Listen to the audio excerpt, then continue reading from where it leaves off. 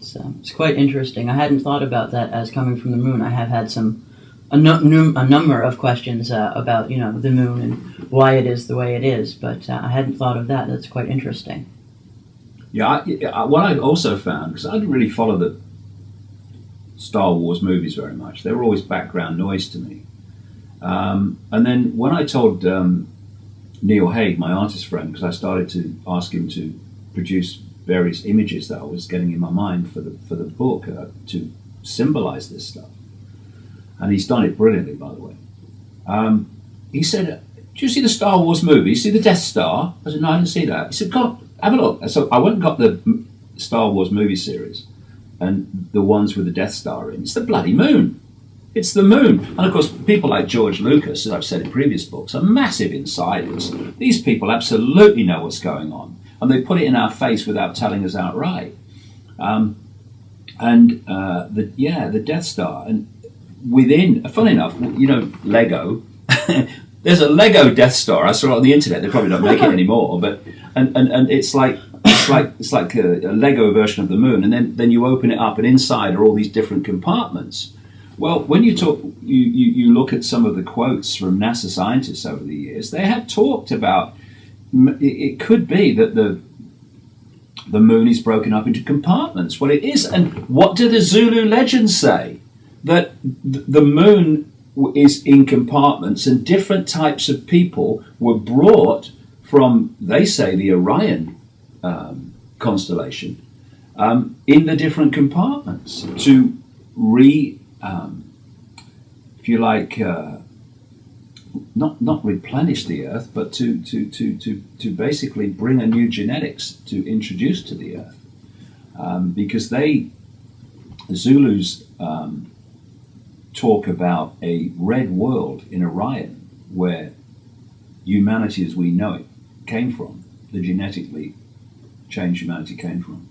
And they have a name for it. And I said to Credo Mutual, what name do we have for it? And he said, I don't know. I can only give you the Zulu name. But if you look at the Orion, there's an enormous red world there, a red star called Betelgeuse, which, as I understand it, if it was where our sun is, it would go out as far as Mars. That's how big it is.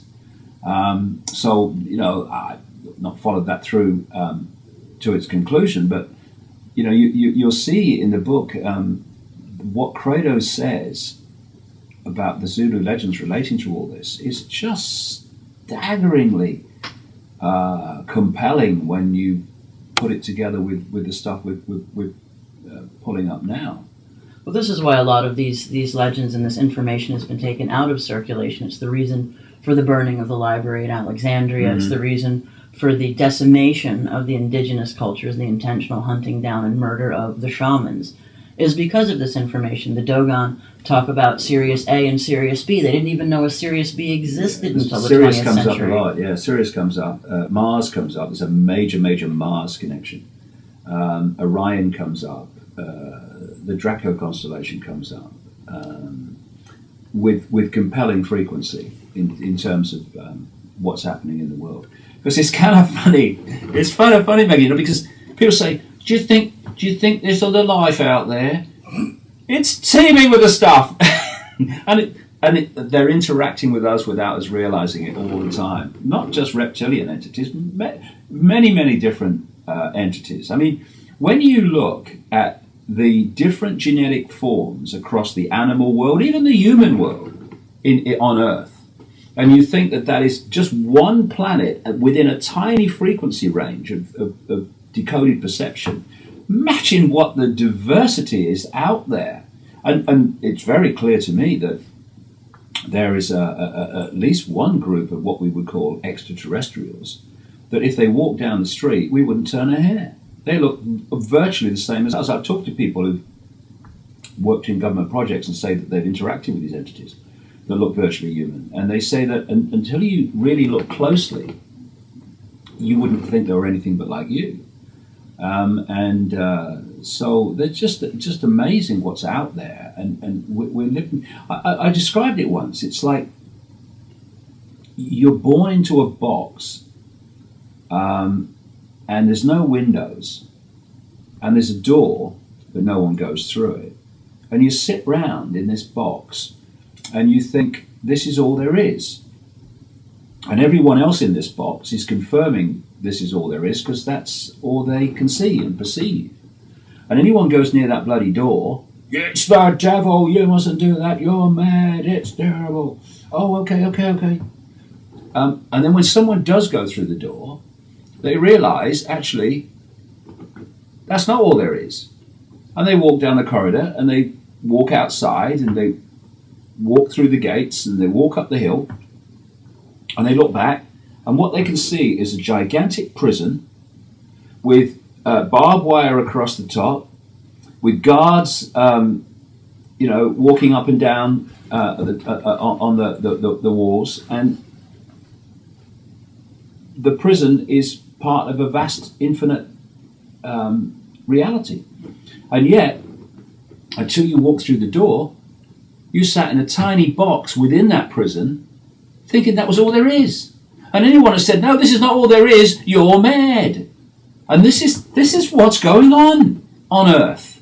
And when you, as more and more people are doing, fantastic, opening their minds, symbolically walking through that door, they're realizing not only is the world not like they thought it was, reality not like they thought it was, they are not like they thought they were. Because they're not little me. They're not little, what can I do? I'm just one person. They are infinite consciousness, infinite awareness, all possibility. But the hack has put them in a tiny, tiny prison cell of perception. And that perception of limitation then dictates their perception of everything, including self. Well, it rather reminds me of a rather heinous experiment that was performed on some poor innocent monkeys. A group of monkeys were set in a cage with bananas hanging above, and anytime the monkeys would try and climb up and get this banana, there would be a shock. Everybody in the cage would get a shock. And they would remove a monkey and put a new monkey in, and the new monkey would, of course, try and get the banana, and all the other monkeys would attack it. And, after a while, the new monkey would stop trying to get the banana.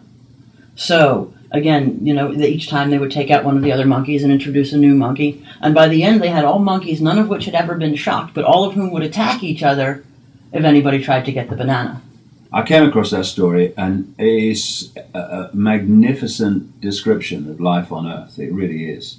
Because whether it's in the scientific area, education area, political area, media area, the monkeys are being attacked all the time once they cross the Rubicon into looking at something that really would open people's minds to a greater sense of reality.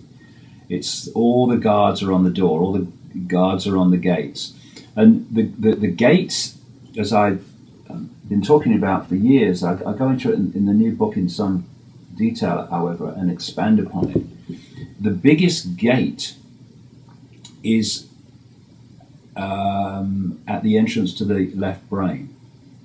For me, this is what's come to me very, very powerfully while I've been writing this book.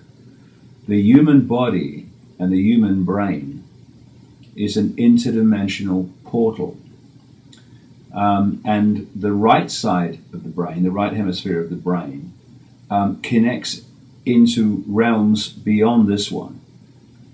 And the idea is to have a whole-brained balance where you have access to higher levels of awareness through the right brain, and therefore you are in this world but not of it.